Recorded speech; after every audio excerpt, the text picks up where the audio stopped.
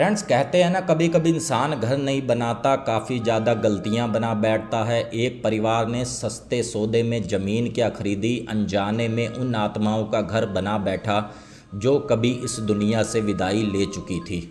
और यही स्टोरी हमारे पास आई है हरियाणा के करनाल से। दो भाइयों का इंसिडेंट है पूरा, और किस तरीके से एक भाई को घर छोड़ने पर मजबूर किया दूसरे भाई ने। वीडियो शुरू करने से पहले चैनल का इंट्रो।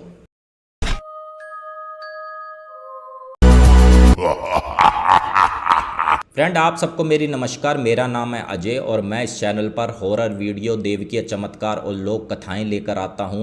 अगर आपको भी इन कहानियों में इंटरेस्ट है तो प्लीज़ चैनल को सब्सक्राइब करें, और आपके पास भी कोई भी अनुभव है तो प्लीज़ नीचे डिस्क्रिप्शन खोलें, उसमें जीमेल भी है, फेसबुक भी है, आप कहीं भी अपना एक्सपीरियंस हमको सेंड कर दें। आइए शुरू करते हैं फ्रेंड्स आज की वीडियो। फ्रेंड्स, ये वीडियो आई है हमारे पास हरियाणा के करनाल से, और मैं आपको बता दूं ये दो भाई होते हैं। एक का नाम होता है अंकुर और एक का नाम होता है नितिन। ये दोनों भाई शादीशुदा होते हैं, और जो अंकुर की वाइफ का नाम होता है सुमन और जो नितिन की वाइफ का नाम होता है प्रीति। अंकुर के पास एक 8 साल का बेटा भी होता है, उसका नाम होता है शुभम। लेकिन अभी नितिन और प्रीति के पास कोई औलाद नहीं होती। होता क्या है, कुछ समय पहले की बात होती है। अंकुर के पिताजी ये कहते हैं, बोले बेटा मैं आर्मी से रिटायर हुआ हूँ, तो मेरे को जो थोड़ा बहुत धन वगैरह मेरे पास है, तुम ऐसा करो करनाल शहर में तुमको मैं प्लॉट दिलवा देता हूँ। कब तक यूं ही किरायों पर धक्के खाते रहोगे? जब तुम्हारे पास थोड़ा सा बजट हो जाए तो धीरे धीरे अपना मकान बना लेना। एक पोर्शन में तुम रह लेना और एक पोर्शन नितिन रह लेगा। तो फ्रेंड्स, प्लॉट ख़रीदा जाता है। प्लॉट की रजिस्ट्री अंकुर के नाम होती है, क्योंकि अंकुर होता बड़ा भाई है। अब इस पर क्या होता है, जो अंकुर की वाइफ होती है काफ़ी ज़्यादा भक्ति भाव वाली होती है, और माता वैष्णो देवी की काफ़ी बड़ी भक्त होती है। और इसके उलट जो नितिन की वाइफ होती है थोड़ा बहुत तांत्रिक, ब्लैक मैजिक की स्पेशलिस्ट कह लो, थोड़ा सा ज़्यादा उसमें विश्वास रखती है, और भक्ति भाव काफ़ी ज़्यादा कम होता है। कुछ समय बीतता है तो होता क्या है, जो अंकुर के पिताजी होते हैं ये दुनिया छोड़कर चले जाते हैं। लगभग 2-3 साल बीतते हैं। तो इस पर अंकुर की वाइफ सुमन ये कहती है कि अब देखो बच्चे भी बड़े हो रहे हैं, तो ऐसा करो जो हमारा प्लॉट है धीरे धीरे इस पे मकान बनाते हैं। कब तक हम यूं ही किरायों पर धक्के खाते रहेंगे? तो ये बात अंकुर को भी समझ में आती है, लेकिन अंकुर ये सोचता है कि भाई जो ये मेरी घरवाली है सुमन और जो नितिन की घरवाली है प्रीति, इनकी आपस में पटरी नहीं खाती। और इसके पीछे की वजह ये है, कुछ समय पहले जब नितिन की वाइफ इनके घर आई थी तो इनके घर कुछ न कुछ रखते हुए सुमन ने देख लिया था। तो इस कारण ही कहीं ना कहीं जो अंकुर की वाइफ काफ़ी ज़्यादा चिढ़ती थी सुमन प्रीति से कि भाई इसके साथ तो मुझे रहना नहीं, हमारा घर अलग हो और इनका घर अलग हो।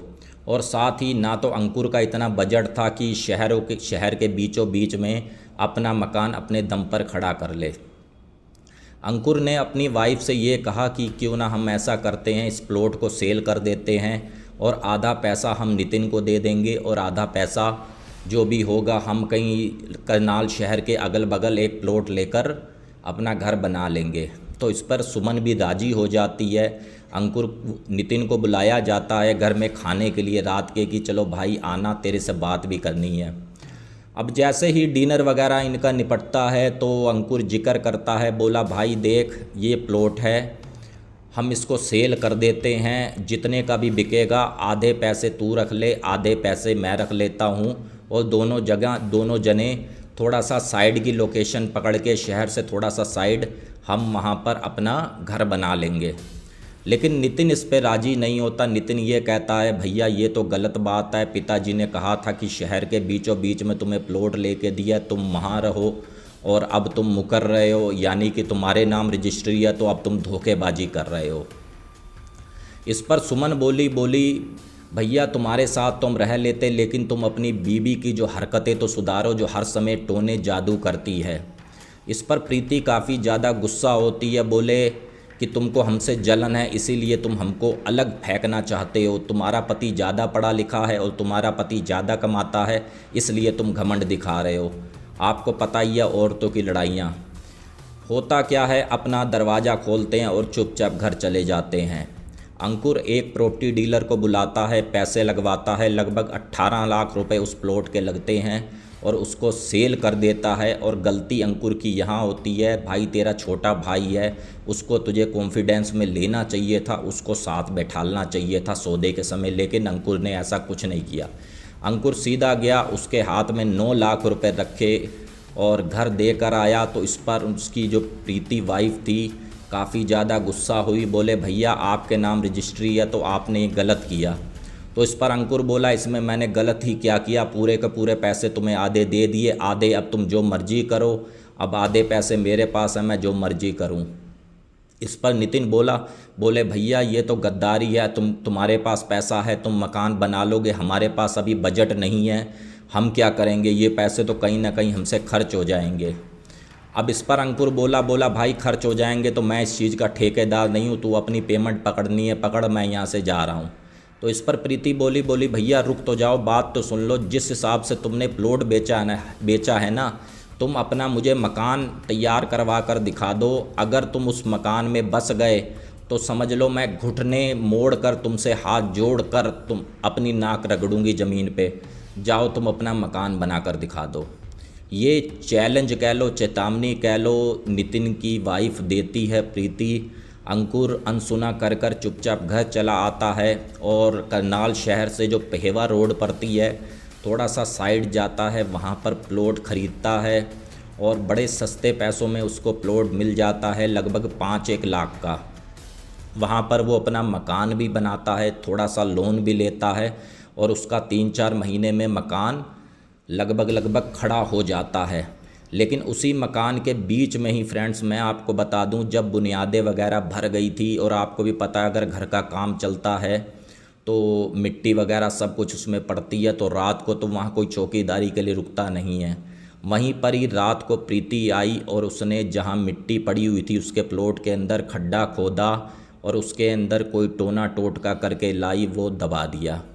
और ये सामने बैठकर एक बुढ़िया देख रही थी सब कुछ, लेकिन उसकी हिम्मत नहीं पड़ रही थी कि मैं जाकर उसको रोकूं। अब होता क्या है, जैसे ही मकान में शिफ्ट होते हैं, पूजा भक्ति करते हैं और नितिन को भी बुलाते हैं, नितिन के साथ भी थोड़ा मन मुटाव दूर करते हैं, लेकिन जो वो तांत्रिक घरवाली उसकी होती है उसका गुस्सा तो 7वें आसमान पर होता है और काफ़ी ज़्यादा जलती है उनको देखकर। वो क्या करती है, जैसे ही उनका जो सोफ़ा होता है उसके साथ कोई धागा बांध देती है और कोई नहीं देखता और ना ही किसी को पता चलता है। अब जैसे ही पहली रात आती है तो जो उनका बेटा शुभम होता है अलग कमरे में सो रहा होता है, तो उसको ऐसा महसूस होता है जैसे कोई मुझे खिड़की से झांक रहा हो। अब होता क्या है, जब वो देखता है शुभम तो उसकी चीख निकल जाती है और इस पर सुमन और अंकुर उठकर आते हैं, बोले बेटा क्या हो गया, क्यों चिल्ला रहा है। उनका बेटा शुभम ऐसा करके इशारा करता है, पापा उस खिड़की की तरफ से मुझे कोई झांक रहा है। अब जैसे ही पास जाते हैं तो उस खिड़की पर ऐसा लगता है जैसे पानी के निशान, जब बारिश में आपको पता है जब हाथ लगाओ तो शीशे पर निशान आ जाते हैं, वैसे ही निशान बने हुए थे। अंकुर बोला लगता है ये बारिश के पानी के निशान हैं। तो इस पर सुमन बोली कम से कम 1 हफ्ते से तो बारिश हुई नहीं, तो ये निशान काहे के। तो बात थोड़ी सी अनसुनी की जाती है। अंकुर ये कह देता है भैया नई जगह है, नई जगह में थोड़ा सा ऐसा होता है। और फ्रेंड्स ऐसे ही समय बीतता है, अगला दिन आता है, बहुत अच्छे से इनका बीतता है क्योंकि मेहमान भी आते जाते हैं बधाई देने मकान की। अब जैसे ही रात होती है तो अब की बारी थी उनकी पत्नी सुमन की। सुमन जैसे ही सो रही होती है तो उसके कान में कोई फुसफुसाता है कि जल्दी से जल्दी ये घर खाली कर दो, नहीं तो हम तुमको अपने साथ लेकर चले जाएंगे। सुमन एकदम से चौंक के उठती है और चारों तरफ देखती है, कोई नहीं होता। तो सुमन ये सोचती है ये आवाज़ आई कहाँ से। सुमन अंकुर को बताती है, लेकिन अंकुर फिर वही अपना डायलॉग रिपीट कर देता है कि भाई नई जगह है, इस टाइप का। जैसे ही सुमन को सोने की कोशिश करती है, फिर रात के 3 बजते हैं, तो सुमन को ऐसा महसूस होता है जैसे कोई घिसट रहा हो, सिसक रहा हो, इस टाइप का, और सिसक सिसक के रो रहा हो। काफ़ी ज़्यादा उसको साफ आवाज़ सुनाई देती है और जब सुमन अंकुर की तरफ देखती है वो अपना मस्त सो रहा होता है। अब जब सुमन उठती है और पूरे घर की तलाशी लेती है तो उसको ऐसा महसूस हुआ कि जो सीढ़ी बनाई थी उन्होंने अपने बरामदे में छत के लिए, तो वहाँ से कोई लड़की जा रही होती है। इस पर सुमन की चीख निकल जाती है। अंकुर भी उठकर आता है, बोले क्या हो गया? तो इस पर वो बोलती है कि मैंने यहाँ से किसी को जाते हुए देखा। अब होता क्या है फ्रेंड्स, जैसे ही वो बात समझाई जाती है कि चल कोई नहीं, अब दिलासे ही देने हैं और बंदा कर भी क्या सकता है। जैसे ही सुबह होती है तो सामने ही लगभग थोड़ी सी 30-40 मीटर पर एक दूसरा घर होता है। वहाँ पर वही आंटी जो मैंने वीडियो के स्टार्टिंग में बताई थी, बुढ़िया आंटी, अंकुर उनको बुलाता है घर में कि आंटी 2 मिनट आओ, आप बुजुर्ग हो। तो अंकुर उनसे बात करता है, आंटी कोई इस जगह पे कोई दिक्कत है या क्या है, ऐसे ऐसे सीन हो रहा है। तो इस पर वो आंटी कहती है कि बेटा देखो, यहाँ पर जब तुम्हारा मकान बन रहा था, दीवारें खड़ी हो रही थी, तो कोई औरत थी, उसने आकर तुम्हारा खड्डा खोदा और कोई चीज़ दबाई है। उस वजह से मुझे लगता है कि कहीं ना कहीं ये असर हो रहा है। अब इस पर सुमन अपना मोबाइल निकालती है और सीधा उसको आंटी को दिखाती है, कहीं ये तो नहीं है। तो वो आंटी कहती है हाँ बेटा, मुझे भी 90% तो यही लग रहा है, क्योंकि रात का समय था, पूरा तो मैं नहीं बता सकती, लेकिन ये वही है। तो इस पर सुमन काफ़ी ज़्यादा अंकुर से लड़ती है, बोले अपने भाई से पूछो कि ये क्या क्या चल रहा है।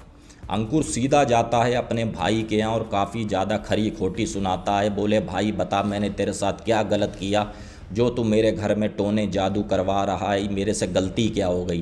अगर फिर भी मेरे से भाई कोई गलती हुई है तो मैं तेरे से हाथ जोड़ के माफ़ी मांगता हूँ कि भाई हमको बख्श दे, हमको माफ़ कर दे। तो इस पर जो नितिन होता है काफ़ी ज़्यादा आश्वासन देता है कि चलो भाई अब कुछ नहीं होगा। लेकिन जैसे ही कमरे की तरफ अंकुर झांकता है तो जो प्रीति होती है वो हल्का हल्का मुस्कुरा रही होती है और पता नहीं कौन सी किताब, कौन से तंत्र मंत्र अपने वो पूजा भक्ति कर रही होती है काले पीले कपड़े पहनकर। अंकुर चुपचाप चला आता है और जैसे ही घर आता है तो देखता है वही आंटी फिर आई हुई है। वो ये कहती है कि बेटा देखो, इन सब चीज़ों से लड़कर तो छुटकारा होता नहीं। यहाँ से लगभग 5-6 किलोमीटर दूर पे एक तांत्रिक रहता है, उससे आप बात कर लो। अब तांत्रिक के पास जाया जाता है और तांत्रिक को पूरी बात बताई जाती है। तांत्रिक घर आता है और जो तांत्रिक अपनी पावर से देखता है कि भाई कहाँ कहाँ हैं, तांत्रिक 1-2 जगह घर में खड्डे खुदवाता है। बोले इस जगह पर आप खड्डा खोदो। अब जैसे ही खड्डा खोदते हैं तो वैसे ही वो कलश, मिट्टी लगी हुई उस कलश में और वो भरा हुआ सब कुछ निकलता है। उसको वहाँ से निकाला जाता है और तांत्रिक उस घर का बंधन करता है और फिर जाकर कहीं ना कहीं उनको राहत मिलती है। और इसके बाद फ्रेंड्स मैं आपको ये बता दूं, आप ये मत सोचो यहाँ से स्टोरी ख़त्म हो गई। हफ्ता भर तो कुछ नहीं होता भाई। अंकुर ये सोचता है कि चलो जी अब सब सही है, लेकिन जैसे ही 8वां दिन होता है अंकुर सोया हुआ होता है और काफ़ी ज़्यादा अंकुर को ऐसी आवाज़ें आती हैं जैसे कोई उसकी कान पे एक ही बात कह रहा हो कि अब मैं तुम इस घर को खाली कर दो, नहीं तो मैं तेरे परिवार को ले जाऊंगा। अब होता क्या है, जैसे ही अंकुर उठकर देखता है तो पूरे घर में कोई नहीं होता। फिर अंकुर सोता है और रात के लगभग 2 घंटे ही बीतते हैं तो पता चलता है उसके लड़के शुभम की चीखने की आवाज़ आती है काफ़ी तेज़। अब होता क्या है, जैसे ही शुभम के कमरे में अंकुर जाता है और उसको ऐसा महसूस होता है जैसे किसी चुड़ैल ने, काले साए ने उसके लड़के की गर्दन पकड़कर हवा में उठाया हुआ होता है। इस पर अंकुर देखकर बेसुध हो जाता है और 1-2 घंटे के बाद जब उसका ऑरा ख़त्म होता है काली शक्ति का, नेगेटिव शक्ति का, तो जो शुभम होता है वो अपनी जगह सोया हुआ होता है। लेकिन कहीं ना कहीं ये जो पूरा जाल जो रचा था जो काले साए वाले ने, उसको खाली भरमाया जा रहा था। अंकुर, सुमन और उसका बेटा शुभम आधी रात को ही वो मकान छोड़ते हैं और शरण लेते हैं उस आंटी के यहाँ। और फ्रेंड्स मैं आपको बता दूं, आज भी वो मकान खाली पड़ा है और उस मकान में आज भी ये समझ लो पूरे में घास ही घास हो गई है। कोई उस मकान पे रहना पसंद नहीं करता और 1-2 बार वो मकान सेल भी हुआ लेकिन कोई उसमें रह नहीं सका। और उस मकान में अगर रात को झांका जाए तो 2 लोग दिखते हैं, एक बच्चा खिड़की से और एक औरत। तो फ्रेंड्स ये स्टोरी हमारे पास आई थी, अंकुर के बेटे ने भेजी, शुभम, और ये भेजी गई है फेसबुक से, मैसेंजर पर उन्होंने पोस्ट की थी। ये पूरा इंसिडेंट उन्होंने बताया है कि अजय भैया ये लगभग सन 2009 का इंसिडेंट है, और जो हमारे चाचा हैं नितिन, अब वो इस दुनिया में नहीं रहे, और जो हमारी चाची हैं प्रीति, उनका भी हमें कोई पता नहीं जब से चाचा ख़त्म हुए हैं वो कहाँ हैं, कैसी हालत में हैं और क्या हैं। उनकी एक बिटिया भी हुई थी, लेकिन अब पता ही नहीं हमको भैया कहाँ है वो। तो ये सब उन्होंने बताया। बाकी फ्रेंड्स अगर आपके पास भी कोई भी एक्सपीरियंस है तो प्लीज़ हमको ज़रूर भेजें। हम जल्दी से जल्दी कोशिश करेंगे कि आपका भी एक्सपीरियंस हम यहाँ से जनता को, पब्लिक को, अपने व्यूवर्स को सुनाएं। बाकी मिलते हैं एक बार फिर से नए हॉरर एक्सपीरियंस में। जय हिंद, जय भारत।